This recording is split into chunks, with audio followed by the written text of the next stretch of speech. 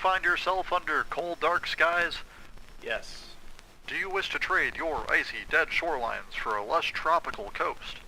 Yes.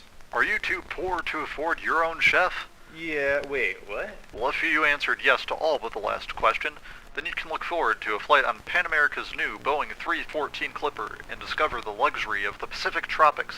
From San Francisco to Hong Kong in only 6 days, experience the magic of flying from our premier sleeping cabins. Be catered to by our 4-star hotel staff, and stretch your legs in our relaxing lounge. Reserve your ticket now. So what am I supposed to do? You can get shafted for all I care. Pan American Airways. Fly luxuriously today.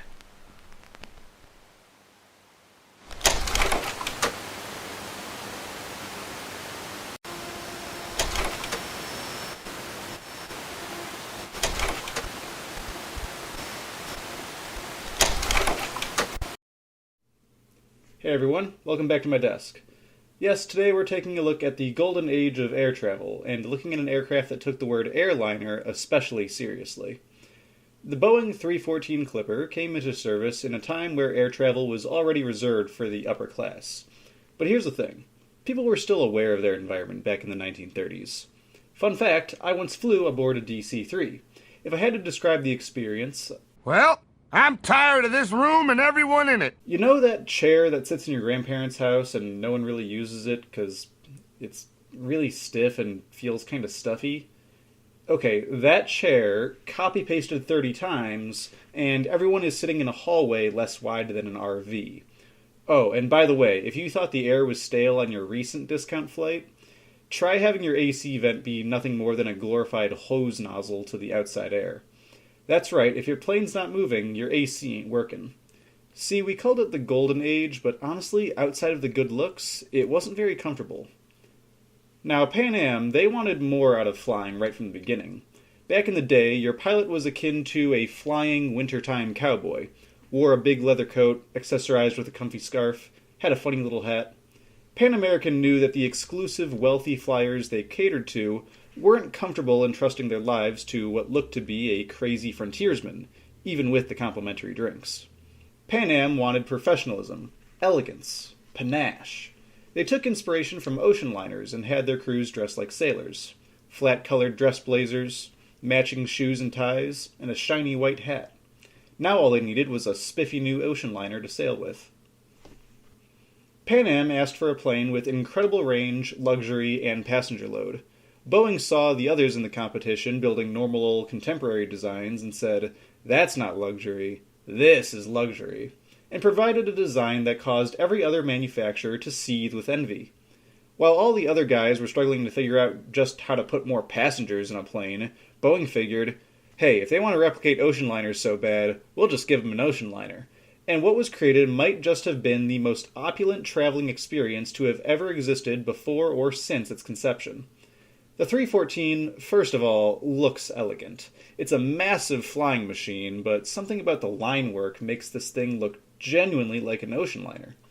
Where other aircraft had pontoons, weirdly placed wings, and messy spars crossing the body, the 314 was sleek and strong-looking. Even the small details feel chic. These protrusions on the side serve to keep the craft stable in the water, but they're also used as a gangway for boarding.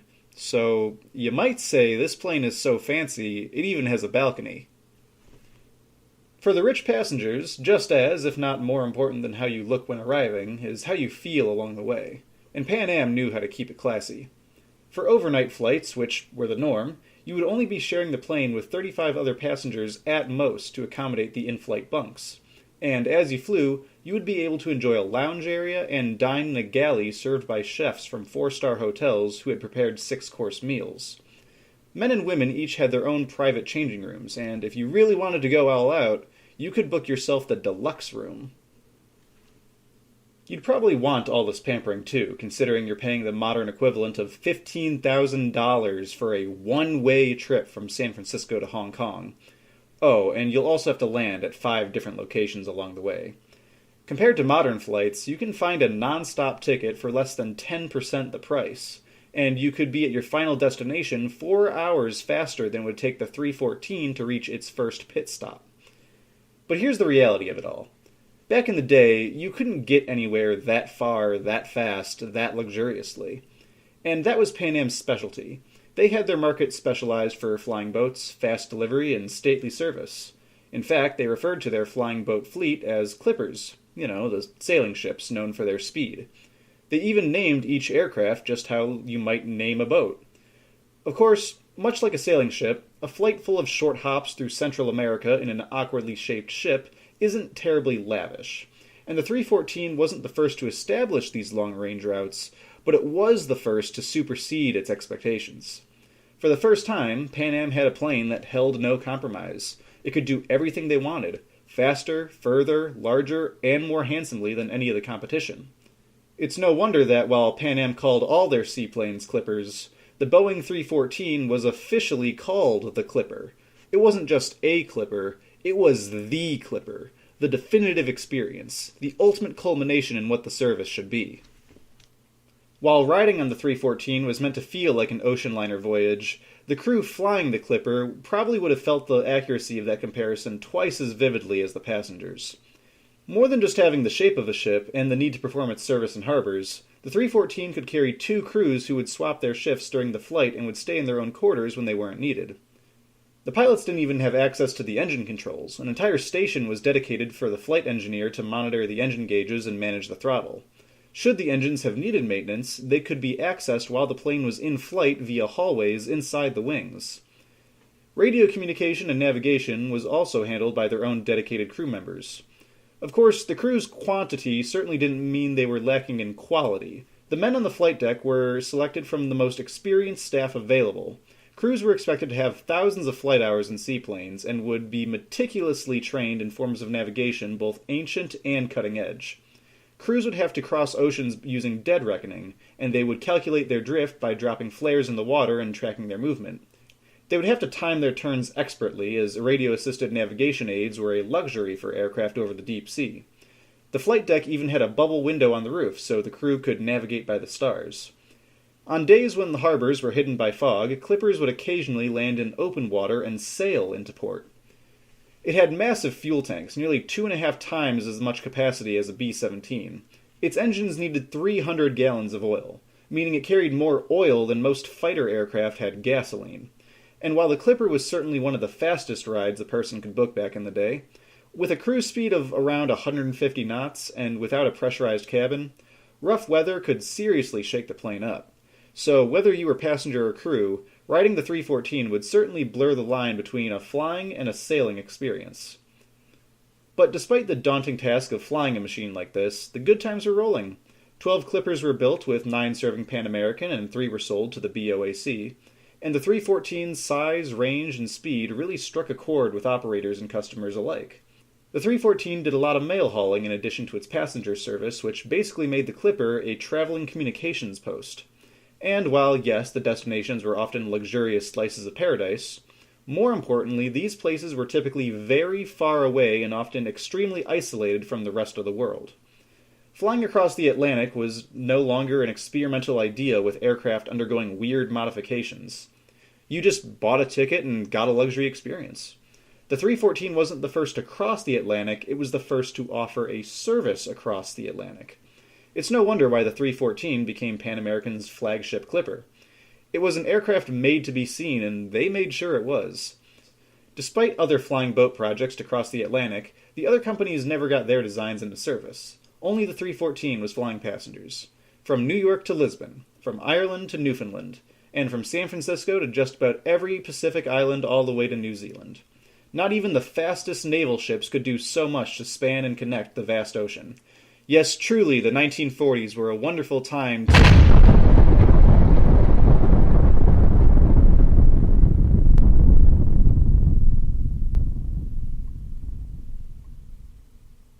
Uh-oh.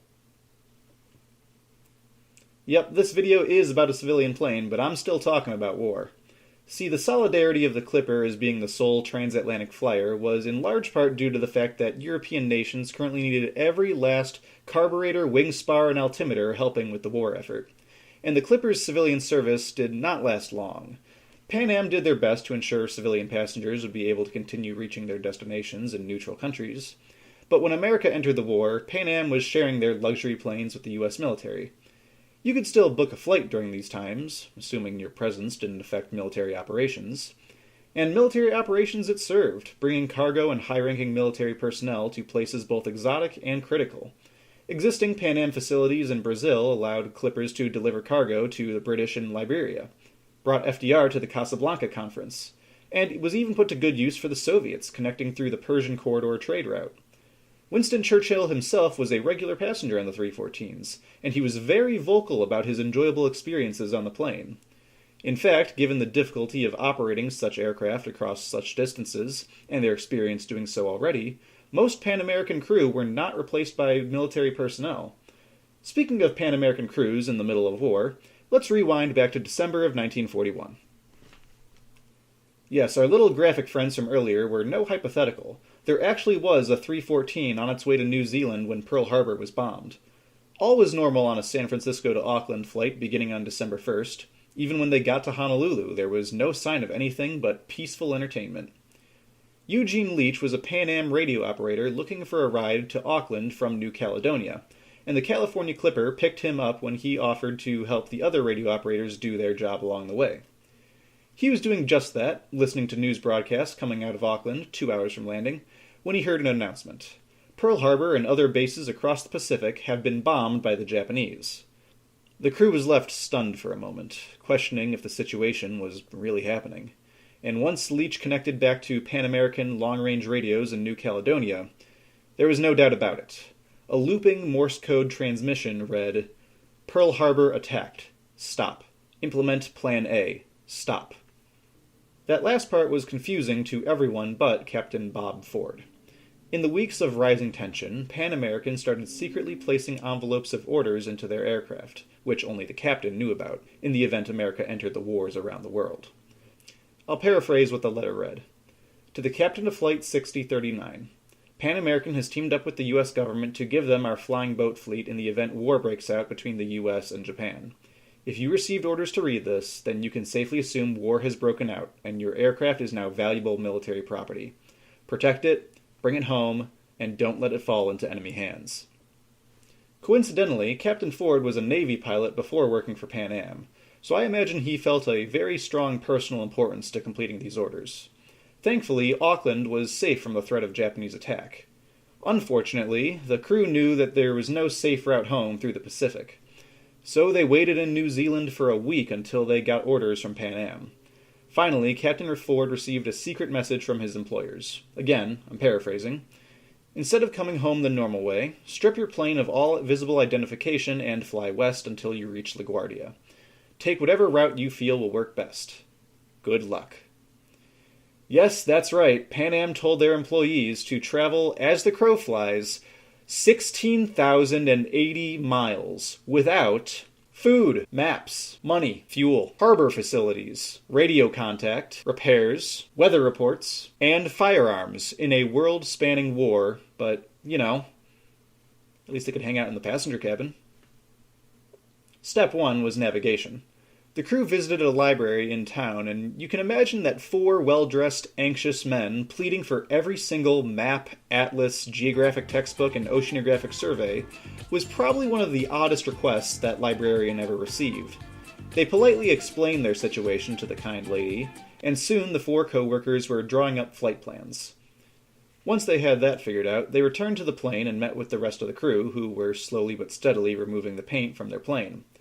Then Ford received an urgent message from his employers saying the Japanese threat had increased and they had another job for them, to rescue the Pan Am employees who were still in New Caledonia. So overnight, they loaded the California Clipper with as many disassembled engine parts as they could get their mitts on, and with their paint job looking less anonymous and more belt sander accident, they took off to evacuate their station. Thankfully, that ended up being a chore that paid, and once the employees were offloaded in Gladstone, a local banker asked Captain Ford about his money situation, and when Ford replied, "Well, we're broke," the kind man nervously went against his protocols and opened the vault at his work, and advanced the strangers $500 US. With the money they needed to finance their survival, they could finally, well and truly, begin their trip home. And immediately, problems. First of all, flying over Australia was nerve-wracking because, well, boat. But more to the point, the harbor they landed at did not have a drop of 100-octane fuel, which the 314 needed. So their rescue detour was already making the first leg home more dicey. Thankfully, when they arrived in the town of Darwin, they were greeted with all the world-renowned hospitality Australia is known for. As it turned out, the small city was bombed recently, which brought the mood down. But a freighter had arrived with the first beer the town had seen in months, and the people of the city were going nuts. The military police had zero control over the wild civilians.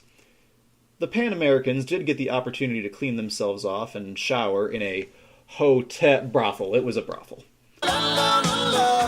But after that, and needing to slowly haul the fuel in jerry cans across a harbor experiencing stormy weather, they were back in the air at 2 o'clock in the morning. As they approached the Dutch East Indies, they were picked up on radar by a base that had been under Japanese bombs for some time, and fighters were dispatched to investigate the incoming bogey. With a plane they'd never seen before, coming from the ocean, straight for their base, a fighter plane eagerly got into firing position against the flying boat. Ground control was hesitating to give the order to engage, and while they were doing that, more fighters joined to see the action. The crew of the California Clipper was panicking as they didn't have the radio frequencies to call out to the incoming fighters. Captain Ford simply had the plane fly in a straight line as not to give the fighters any reason to panic. While waiting for permission to fire, one of the fighter pilots suddenly noticed that there was a worn-down American flag on the target's wing. The attack was immediately called off. Thanks to the emergency departure from Auckland cutting off their paint stripping, their inability to finish their job might have saved their lives. They were allowed to land, but just in case, the fighters followed them in, looking out for any suspicious actions. Ford chose to land away from the shallow area in order to avoid any sandbars or sunken rocks, since they didn't have harbor maps. Oddly, once the Clipper touched down, and despite the close and tense escort, the ship meant to go meet the Americans did not approach the plane. The 314 was waved at to come closer, and after a mile of taxiing, the ship finally approached the Clipper. And the first thing the nervous sailor told the captain was to report to Commandant Colonel Conrad, the ground control guy from earlier. He let Ford know how lucky he was.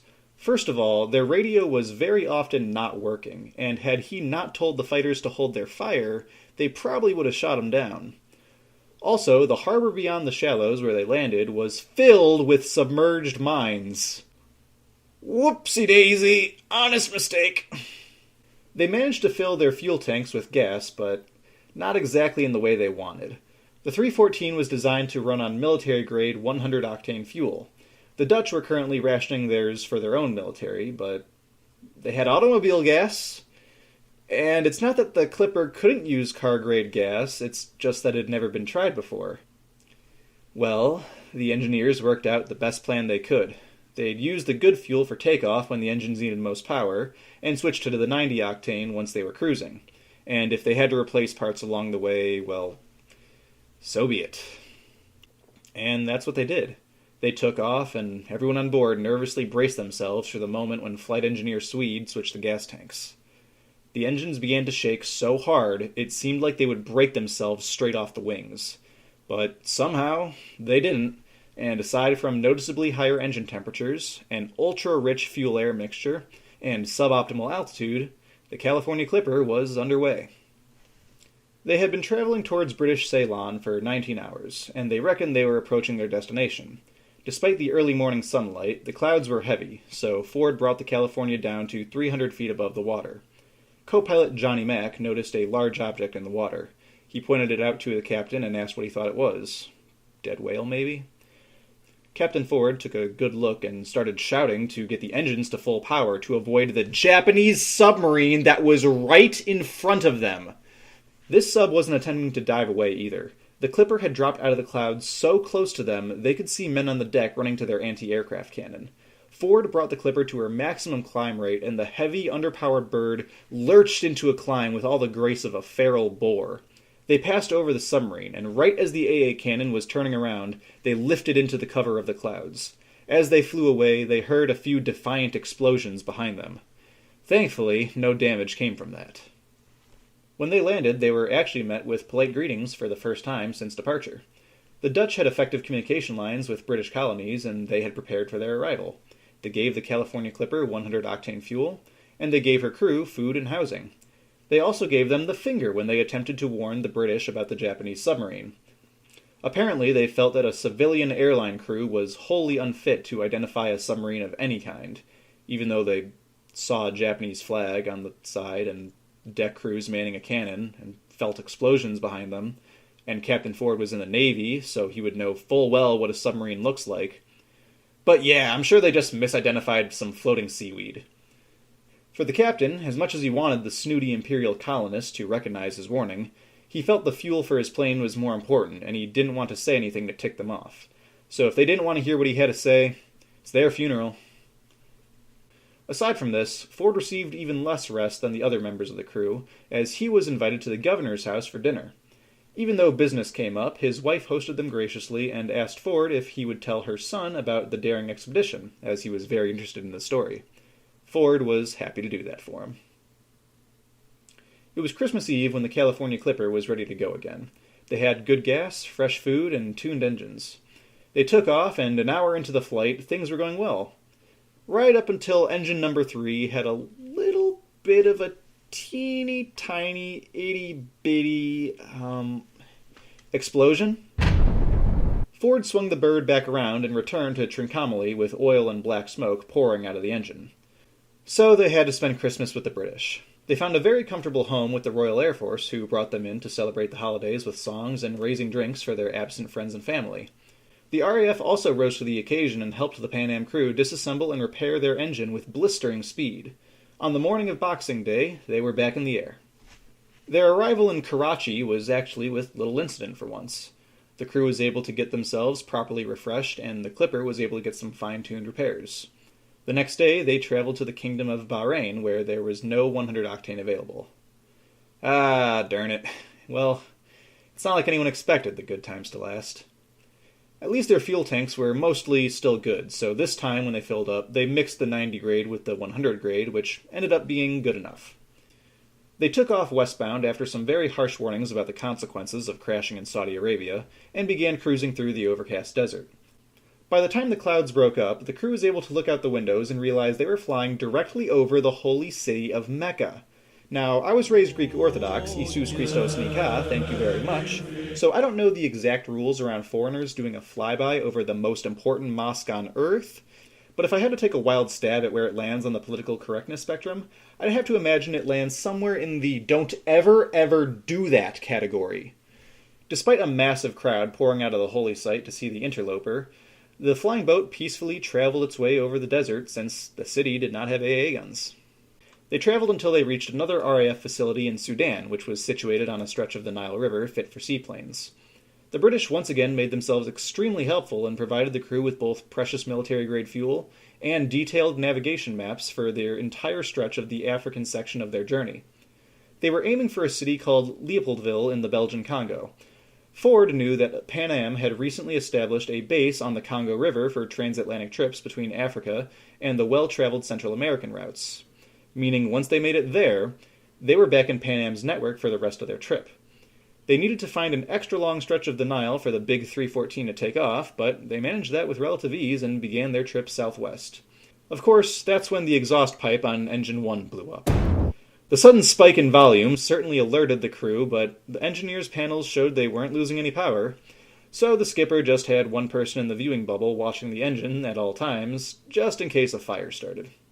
Beyond the frightening noise coming from their plane, it was certainly nervous to be flying so far deep into Africa, because, remember, boat. But after nearly 10.5 hours, traveling more than 1,800 miles over Congolian rainforests, they made contact with Pan American facilities in Leopoldville, and upon their landing, the Pan American airport manager brought them cold beers. Well, they deserved a good refreshment because what was coming up next would be taxing. They would have to fly all the way from Central Africa to Brazil on a single fuel tank, and in nominal conditions, that fuel tank would only have about 5% capacity left in reserve. And when you're flying near land, at the very least you can beach yourself if things go bad. And when the only stop you can reach is your destination, in this situation, that means if you have a bad headwind, you run out of fuel and die at sea. If you have an engine failure, you run out of fuel and die at sea. If you miscalculate the direction you should be traveling by a matter of a few degrees, you run out of fuel and die at sea. Knowing all that fully well, Captain Ford decided to overload the California Clipper by 2,000 pounds with extra fuel. This caused concern for the flight engineers, who knew the hot African air would make taking off difficult enough. Overloading with that much fuel might not let the 314 fly at all. It would be risky, but it was a calculated risk. Ford ultimately preferred to have the fuel than to have the easy takeoff. They noticed that the Congo River was relatively fast-flowing, a strong 6 knots, so they decided to take off facing downstream so the water would carry them faster. They prepared for their takeoff run. At the end of their clearing was a drop into rushing rapids and steep hillsides. That blown exhaust was still not fixed, and the heat was sweltering. Everyone knew the score. The 314's engines were set to maximum power and they began their bum rush downstream. According to the recommended operations, the engines can only safely maintain full power for 90 seconds. That was supposed to give the 314 enough time to take off and begin cruising. For the overburdened California Clipper, it used up all that time just trying to get up to speed in the river. Even worse, the heat meant the air density was low and the wings couldn't gain lift. They reached the speed they needed for takeoff in any other condition, but the 314 could not lift itself out of the water. As the roaring rapids approached and the engines well past their red lines, Ford pulled back hard, and just a moment before the river spilled downhill, the Clipper lifted out of the water. For a moment, they were safe from slamming into the rocks, but only just. They were barely hovering inches over the water, still pushing full power. And worse yet, they were now flying through valleys and gorges cut from the river. Not only were they struggling to gain altitude, they were now flying under hilltops. They were barely climbing at a rate of 2 inches per second, when their straightaway was running out of space. Up against the rock wall of a gorge, Ford would have to use some of his valuable forward momentum to avoid a crash. He went to bank the plane, but to his panic, he found that the airplane refused to roll. The extra fuel in the wings was bending their structure, and the cables were being pulled so tight that the controls were locked up. With barely a moment to spare, Ford had applied full hard rudder, and the 314 slowly drifted to the side, clearing the danger by a thin margin. It had been 2 minutes at full power. Every bone in Engineer Swede's body was telling him to pull back the power to prevent an engine explosion, but his skipper wouldn't let him. Until the California Clipper no longer had to power slide through canyons, every last bit of power was an unnegotiable necessity. After a full 3 minutes since their takeoff run began, that time came. The 314 lifted itself out of the gorge, and Ford gave mercy to Swede and had him pull the power back. After redlining the engine for longer than a lap at the Monaco Grand Prix, somehow these poorly maintained Great Depression-era engines didn't burst into flames. Swede gave his engine panel loving pets while whispering sweet nothings to the levers and gauges. Co-pilot Mac looked to his skipper and said, "Let's not do that again," to which Ford wholeheartedly agreed. They crossed the Atlantic and reached Brazil without incident and with much relief.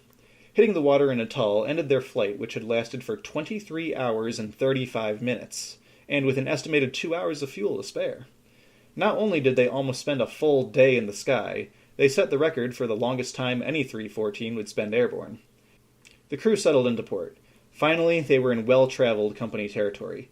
They had everything they needed: fuel, repairs, maps, radio numbers, and they were far from the front lines of war. As they were handling paperwork with the Brazilian authorities, their plane was sprayed down for yellow fever. While they did that, the crew enjoyed some beer, and shortly later that same day, they took off in their freshly cleaned plane. Cleaned of all their money, paperwork, and a top-secret military chart. Turns out those fumigators were doing double duty as burglars, and nobody realized it until they were already airborne. At this point in the journey, we probably shouldn't be surprised, but still, just... what the heck, man? Thankfully, this transgression was of little consequence to the crew.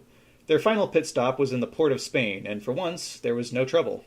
No problems with the plane, supplies, landing, takeoff, local authorities, navigation, nothing. Just an uneventful, unremarkable refueling point, which, at this point, was probably a nice change of pace.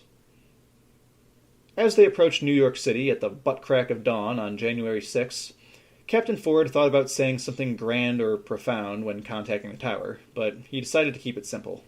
He just called the tower, reported his plane, where they were coming from, and his intentions to land. This caused the tired morning shift flight controller to double-take in his chair. Not only were no flights scheduled to arrive, the departure point he thought he heard was on the other side of the planet. Bewildered, he returned their call, basically saying, "Hey, Pan Am, this is the tower. I hear you, but the marine terminal isn't actually open until 7. Could you hold in pattern for an hour?" For Ford, 1 additional hour was no stress at all. But the tower was still confused and asked, "By the way, could you just confirm your departure point? We're not expecting any international flights right now." To which the captain replied, "I say again, inbound from Auckland by means of the long way round. Over." The hour passed, and with the winter sun lighting the landing zone, the California Clipper was lowered into the icy waters, ending their journey. Since departing San Francisco 47 days ago, the California Clipper had traveled for 207 hours and 22 minutes. It was finally over. Against all odds, every single person had made it home with all their health, and despite the frightening uncertainty of being stranded on the other side of the planet, I'm willing to bet everyone on board had a soft spot for the time they took an excursion around the world through untried routes in a luxury airliner. Oh, and to anyone who says, "Oh, they didn't conclude their journey from whence it began, thus it did not fly around the world." Oh, I'm so smart. Well, alright, bozo. Maybe it didn't cross all the lines of longitude, but you know what it did cross? 3 oceans, 9 seas, 5 continents, while landing in 13 nations, and covered a distance of 28,620 miles. That is more than the circumference of the Earth, plus the max range on their 314, plus a whole marathon. More importantly, not only is it more than the distance needed to circle the Earth, it's more than multiple aircraft that have received a circumnavigation award.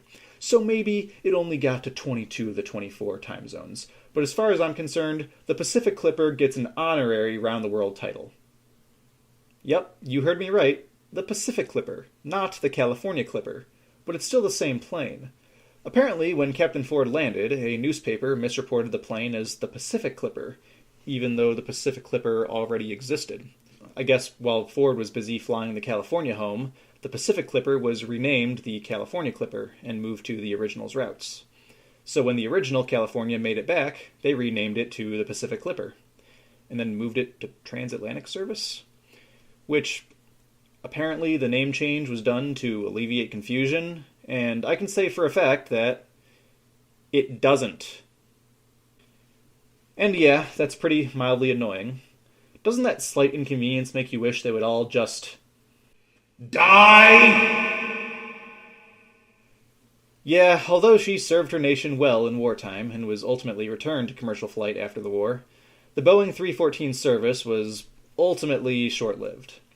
Beyond 3 years after the war, there were only 2 left, and they would only go on for another 2 years. The age of the flying boat was over. There was simply no longer a need for them to exist. Boat planes were unaerodynamic, heavy, and dangerous to land. Some people tried to argue that if there was an engine failure, that a seaplane could land safely anywhere with open water. But the reality is, a water landing is just about as dangerous as a dead engine. The only reason boat planes stood a chance against land planes, as they were called, was because the technology wasn't advanced yet. Using the water was a convenience to build aircraft larger and not build runways. But in post-war America, the idea of building a strip of asphalt 3 miles long was completely non-consequential. Land planes were larger, faster, cheaper, safer, and carried more passengers to more destinations. The main takeaway there was cheaper, because that ended up being the direction air travel would go, to the protest of only a tiny handful of rich enthusiasts who could afford the full luxury experience. For the traveling human, they just wanted to get where they're going for the least amount of stress on their wallet. And when land planes could get you to more practical locations at twice the speed, a fraction of the price, and more safely, why would anyone take the flying boat? I'll tell you why. Because you're not anyone. You're high society. You're a celebrity. You're a modern-day aristocrat. You're not flying because you've got some lame intercity business meeting. You're flying because you're hosting the grand opening of a 5-star hotel in Hong Kong. You're flying to visit your luxury estate 4th house in Nicaragua. You're flying because it's your honeymoon, and you're going to take your sweetheart to sip cocktails out of coconuts on a luscious tropical beach. And you were going to get there on a clipper. The clipper might not have been for everyone, but the service it provided was so much more than just moving rich people around.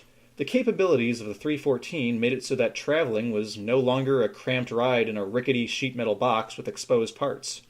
The new standard had been set. Sputtering around the sky wasn't good enough anymore. Flying should feel like cruising between the clouds. And when oceanic crossings could be done overnight, the phrase, being an ocean apart, wasn't as dreadful as it once was. The world was no longer a place separated by dangerous frontiers, but a place of destinations for you to visit. And of course, you were going to get there in style, because you got there in a clipper.